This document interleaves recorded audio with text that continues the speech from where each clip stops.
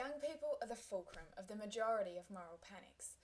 The claim that youths no longer engage with the news is age-old and synonymous with this trend, but like most accusations hurled at young people, is established on extremely questionable grounds. Generation Y has been described as one that rejects news, the ultimate face of political apathy, and various other insults by primetime current affairs programs. Admittedly, there is some truth to these statements. Practically every survey of young people's news habits conducted in the past decade has indicated that teenagers' level of engagement with traditional informational mediums is fading fast, with the American Pew Project for Excellence in Journalism finding in 2006 that younger audiences for network television, news and newspapers were exponentially declining. However, the very concept of news is primarily still considered in binary terms, which in today's world fails to reflect the reality of young people's news consumption. In fact, the same project's 2009 report found that the reason young consumers are drifting away from such media sources is because they're gravitating towards new ones: blogs, infotainment talk shows, social media outlets, and a plethora of others. The reasons behind this are endless. According to Buckingham, young people were normally assumed to grow into newspapers and other mainstream news forms. However, Generation Y is often referred to as adolescents suffering from Peter Pan syndrome because of their tendency to delay the onset of adulthood for as long as possible.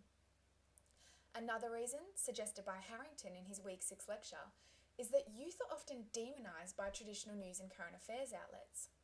Additionally, this generation is the most technologically adept demographic in history, and neurosurgeon Susan Greenfield purported at the Mind and Its Potential conference in Sydney last year that this relationship with technology is shortening their attention spans. Subsequently, institutional forms of news tend to hold no interest for young people. Instead, they are turning to unconventional producers of public information, gleaning their news at the click of a button from a website like Y Tribune, engaging with interactive news outlets that have reciprocal relationships with their consumers, like Twitter, and digesting current affairs via the light infotainment of Channel 7's The 7pm Project or the biting satire of ABC's The Chaser. It is therefore undeniable that such outlets are legitimate foundations of public knowledge.